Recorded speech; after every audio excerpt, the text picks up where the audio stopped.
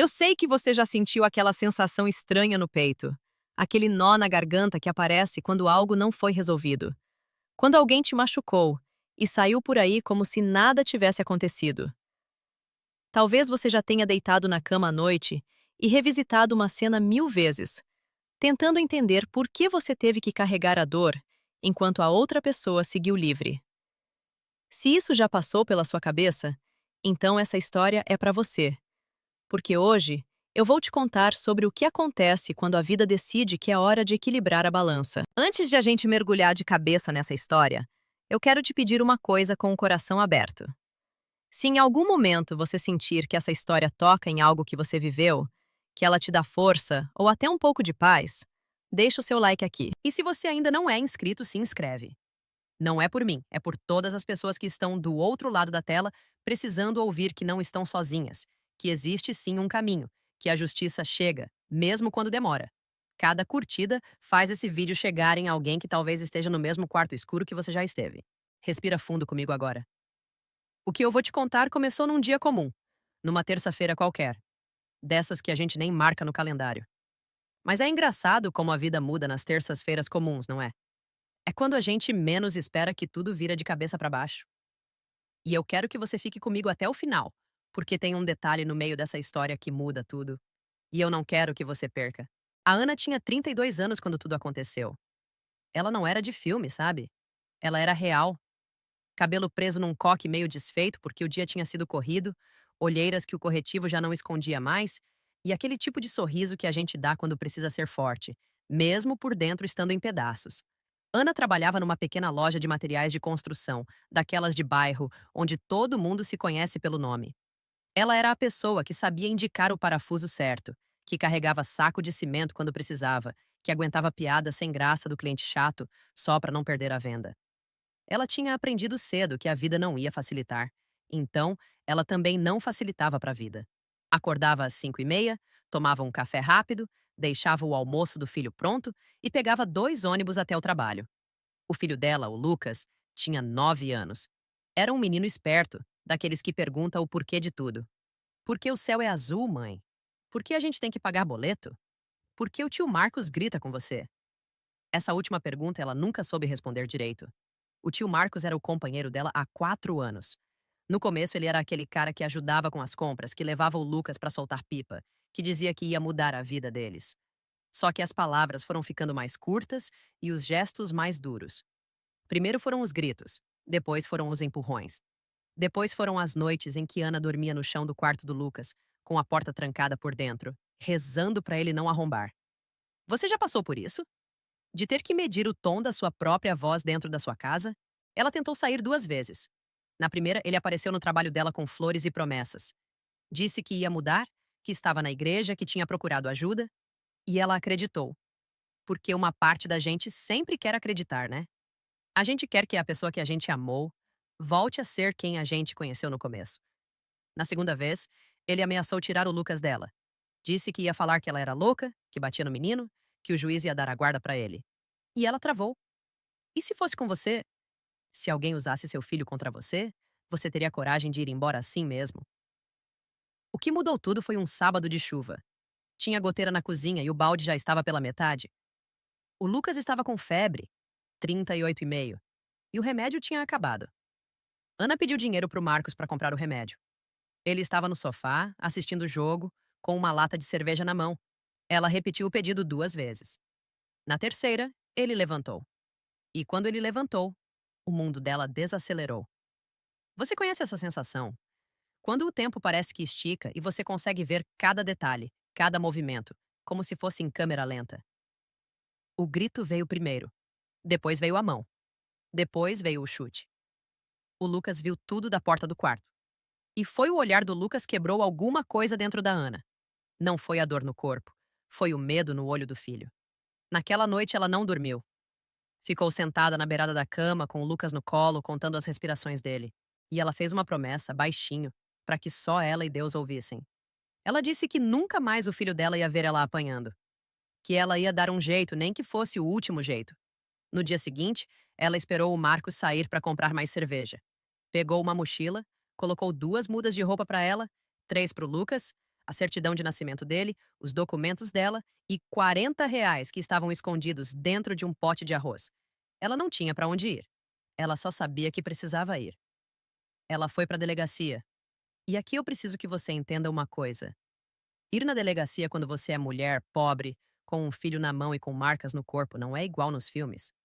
Não tem música de fundo, não tem abraço na hora certa, tem uma fila, tem um formulário, tem um olhar de dúvida. A escrivã perguntou se ela tinha certeza, porque depois não dava para voltar atrás. Como se a dor pudesse voltar atrás, como se o medo pudesse ser desfeito. Ana mostrou os roxos no braço, mostrou o corte no lábio. E a escrivã disse que ia registrar como lesão corporal e ameaça. Mandou ela para o IML. No IML, ela esperou 3 horas. O Lucas dormiu no colo dela, ainda com febre. Quando chamaram o nome dela, o médico foi rápido, técnico, quase frio. Mediu, fotografou, escreveu.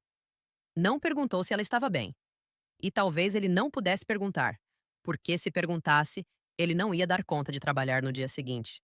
Você já sentiu que a sua dor virou só um número de boletim? Ela saiu de lá com um papel na mão e uma medida protetiva que dizia que o Marcos não podia chegar perto dela. Um papel. Só um papel.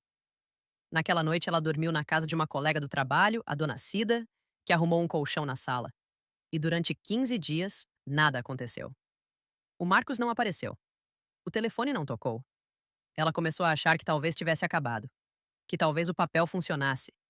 Até que ele apareceu. Era uma quarta-feira, 7h20 da noite. Ela estava voltando da escola com o Lucas. Ele estava na esquina, encostado no muro, com o mesmo boné de sempre. Não falou nada. Só olhou.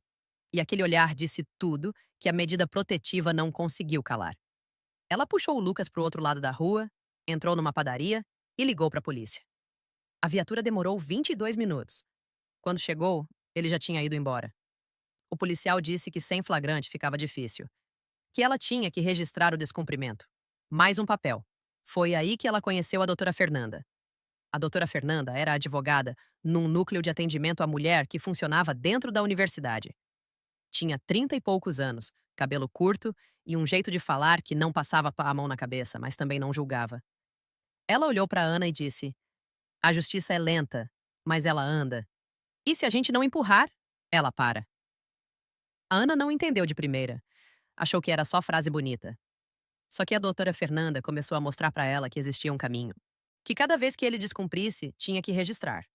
Que as testemunhas importavam. Que o laudo do IML era uma peça. Que o depoimento do Lucas, mesmo com 9 anos, podia ser colhido de um jeito protegido, sem expor o menino. E começaram as audiências. A primeira foi 3 meses depois. A Ana gastou o único dinheiro que tinha para comprar uma blusa nova, porque ela não queria que o juiz olhasse para ela e visse só a vítima. Ela queria que ele visse a mulher que estava lutando.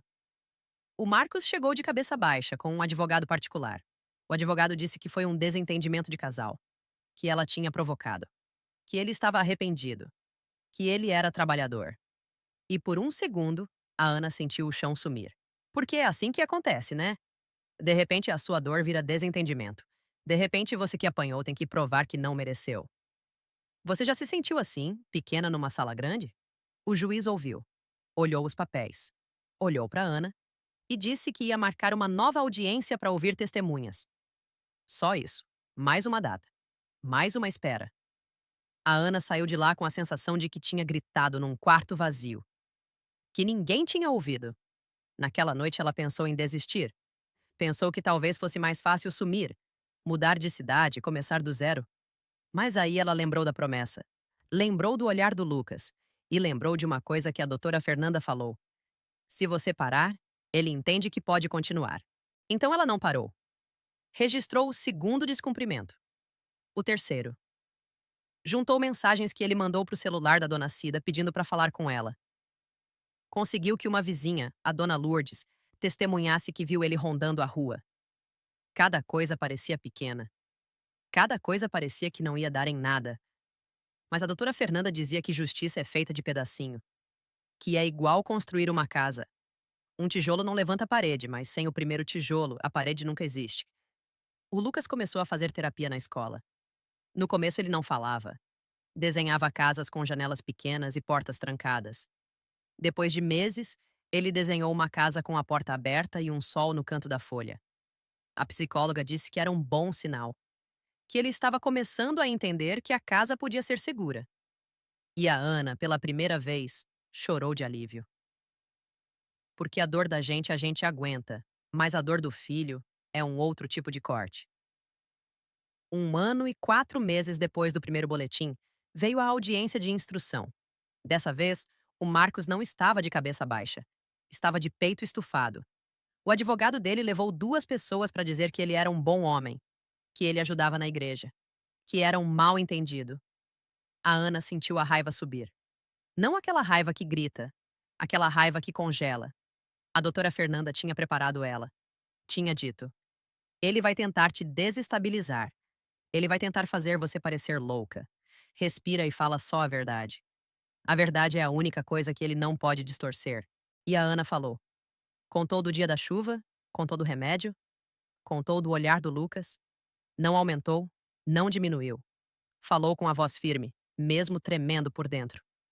Quando terminou, ela sentiu como se tivesse tirado um saco de cimento das costas. O juiz não deu a sentença naquele dia. Disse que ia analisar, mas espera. Só que dessa vez, a espera tinha um gosto diferente. Não era o gosto do medo. Era o gosto de quem fez tudo o que podia. 2 meses depois, saiu a sentença. 3 anos e 6 meses em regime semiaberto. Mais medidas protetivas mantidas, mais obrigação de frequentar grupo reflexivo para homens, autores de violência. Quando a doutora Fernanda leu a sentença para Ana, ela não gritou, não pulou, não comemorou. Ela só respirou. Pela primeira vez em anos, ela respirou fundo e o ar entrou inteiro. Sabe essa sensação? De que você estava respirando pela metade e nem percebia? O Marcos recorreu, claro. Disse que a pena era alta, que ele era réu primário. Mas o tribunal manteve. E no dia que ele foi levado para colocar a tornozeleira eletrônica, a Ana estava trabalhando. A dona Cida veio e cochichou no ouvido dela. Levaram ele. E a Ana continuou dobrando as camisas na prateleira, porque a vida não para ver a justiça acontecer. A vida continua. Mas naquele dia, a camisa que ela dobrou não pesou. E aqui é onde a história vira. Porque muita gente acha que quando o agressor é responsabilizado, a história acaba. Que a vítima bate palma e vive feliz para sempre. Não é assim. No dia seguinte, a Ana acordou e a dor ainda estava lá. O medo ainda morava num cantinho. O barulho de moto na rua ainda fazia ela olhar pela janela. A diferença é que agora o medo não mandava mais nela. Agora tinha um papel que não era só papel. Tinha uma decisão que dizia: o que fizeram com você foi errado. E você não estava louca. E você não mereceu. Você já pensou no peso que é carregar uma culpa que não é sua? A responsabilização do Marcos não apagou as marcas, mas ela deu nome para elas. Validou cada noite que ela dormiu no chão. Validou cada vez que ela protegeu o Lucas com o corpo. E fez uma coisa que a Ana não esperava. Impediu que ele fizesse com outra o que fez com ela. Porque quando a justiça chega, ela não chega só para quem sofreu. Ela chega para quem viria a sofrer também. O Lucas hoje tem 11 anos. Ele ainda faz terapia. Outro dia ele perguntou para Ana: Mãe, por que o tio Marcos foi preso? E ela respondeu com as palavras que a psicóloga ajudou ela a encontrar. Disse: porque ele fez escolhas erradas, filho. E quando a gente faz escolhas erradas que machucam as pessoas, a gente precisa responder por elas. Não é vingança, é responsabilidade. E o Lucas ficou quieto, pensando. Depois disse: então quer dizer que a gente não pode machucar os outros e sair correndo? E ela disse: isso mesmo, a gente não pode. E ele sorriu. Foi um sorriso pequeno, mas foi inteiro. A Ana não virou palestrante. Não virou ativista. Ela continuou trabalhando na loja. Só que agora ela conversa com as clientes de um jeito diferente. Quando ela vê uma mulher com o olhar baixo, com a manga comprida num dia de calor, ela puxa assunto. Não pergunta nada. Só fala que se um dia ela precisar de ajuda, a delegacia da mulher atende 24 horas. Que tem advogado gratuito na universidade. Que não é fácil, mas é possível. E que o papel, mesmo demorando, chega. Teve um dia que uma menina de 19 anos veio comprar um chuveiro. Tava com o olho roxo mal disfarçado com maquiagem. A Ana entregou o chuveiro e junto entregou um papelzinho com o telefone da doutora Fernanda. Não disse nada. Só olhou nos olhos dela e apertou a mão. 6 meses depois, essa menina voltou na loja, sem o roxo, com um boletim na bolsa e com a mesma blusa nova que a Ana usou na audiência, e disse: Obrigada. Só isso. Obrigada. O clímax dessa história não foi quando o Marcos foi condenado. O clímax foi quando a Ana entendeu que a justiça não veio para devolver o que ela perdeu. Veio para dizer que ela não perdeu a si mesma. Veio para mostrar que a dor dela tinha testemunhas. Que a lei, mesmo lenta, mesmo falhando às vezes, escreveu numa folha oficial que ela estava certa em se proteger. E que o filho dela não ia crescer achando que homem pode fazer o que quer e sair impune. Porque a pior parte da violência não é o roxo. É a mensagem que ela deixa. A mensagem de que você não importa, de que a sua palavra não vale, de que você tem que aguentar calada. E quando o agressor é responsabilizado, essa mensagem quebra. Ela racha no meio. E no lugar dela entra outra mensagem. Você importa. A sua vida importa. E quem te machuca vai ter que responder. A Ana aprendeu que fechar o trauma não é esquecer. É dar um lugar para a dor. É parar de carregar ela no bolso todo dia. Ela ainda chora às vezes. Ainda tem dias ruins. Mas agora ela tem dias bons também. E nos dias bons, ela lembra que foi ela que levantou. Que foi ela que foi na delegacia. Que foi ela que não desistiu quando disseram que era só desentendimento de casal. A transformação dela não foi virar outra pessoa. Foi voltar a ser ela mesma, sem o medo sentado no banco do carona. E o que isso significa? Significa que a justiça, quando chega, não cura tudo. Mas ela limpa o terreno para a cura começar.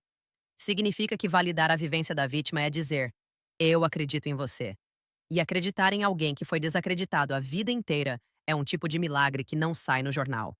Significa que impedir que o agressor continue causando dano é proteger a próxima Ana, o próximo Lucas, a próxima menina de 19 anos que vai entrar numa loja para comprar um chuveiro. A sensação de justiça e alívio não veio com fogos de artifício. Veio num dia comum, quando a Ana estava varrendo a calçada e percebeu que não estava olhando para os lados o tempo todo. Veio quando o Lucas disse que queria convidar um amigo para dormir em casa. Veio quando ela conseguiu dormir a noite inteira sem acordar com o coração acelerado. É um alívio quieto. Mas é alívio. E quem viveu com o peito apertado sabe que respirar sem dor é um tipo de liberdade que não tem preço. Se você está me ouvindo agora e tem uma história parecida com a da Ana, eu quero que você saiba de uma coisa. A sua dor é real. A sua história importa. E existe caminho. Ele é longo, ele é cansativo, ele às vezes parece que não vai dar em nada. Mas cada papel, cada registro, cada vez que você diz não, é um tijolo. E uma hora a parede levanta. E quando ela levantar, ela vai proteger você e vai proteger quem vem depois de você. A responsabilização não é vingança, é limite. É dizer que até aqui pode, daqui pra frente não pode mais. É ensinar para uma geração inteira que amor não dói, que ciúme não é cuidado, que grito não é argumento e que mão não é para bater. É fazer com que o próximo Marcos pense 2 vezes antes de levantar da cadeira. Porque agora ele sabe que tem consequência. E se você nunca viveu isso, mas conhece alguém que vive, não diz para ela que é difícil provar. Não diz para ela esperar ele mudar. Não diz para ela que é melhor não se meter. Oferece o ouvido. Oferece o telefone da defensoria. Oferece companhia até a delegacia.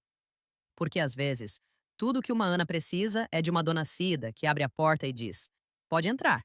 O colchão tá na sala, mas a dignidade tá inteira.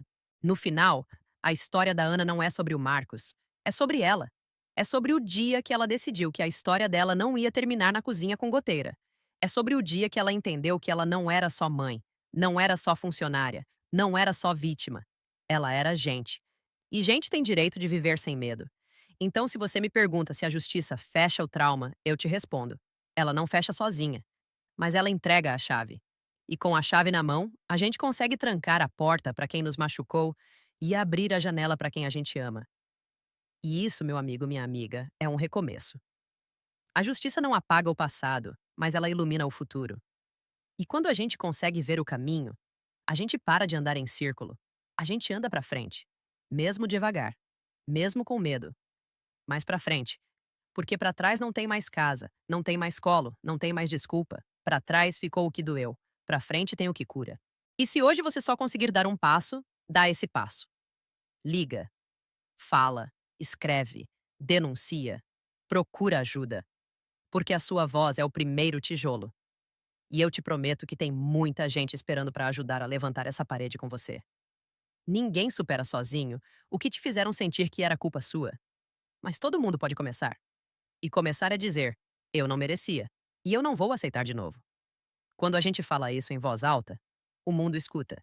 E quando o mundo escuta, a justiça anda. E quando a justiça anda, o agressor para. E quando o agressor para, a gente volta a viver. Respire fundo de novo. Sente esse ar entrando? É seu. Ninguém tira mais. A sua história não termina na dor. Ela começa na decisão. E a decisão de hoje pode ser o alívio de amanhã. Acredita em mim, porque eu já vi acontecer. Eu vi com a Ana. Eu vi com a menina do chuveiro. E eu posso ver com você. Você não está sozinha. Você não está sozinho. E a sua verdade vale. Vale cada papel, cada audiência, cada noite mal dormida. Porque no final, o que fica não é o roxo. O que fica é a coragem. E coragem é o nome que a gente dá quando o medo não manda mais na gente. Então guarda isso no coração.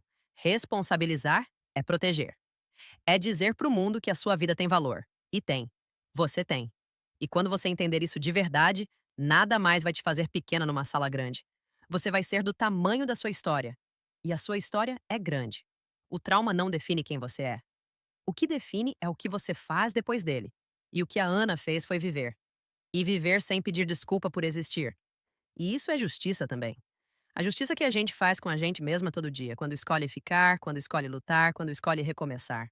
E agora eu quero te olhar nos olhos, mesmo através da tela, e te dizer: se for preciso, recomeça quantas vezes for. Mas não desiste de você.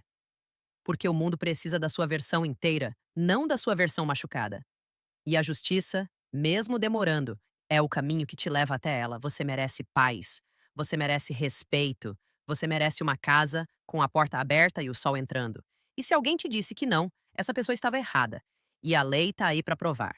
Final de história não tem ponto final quando a gente decide continuar escrevendo? E a Ana continua. E você também pode.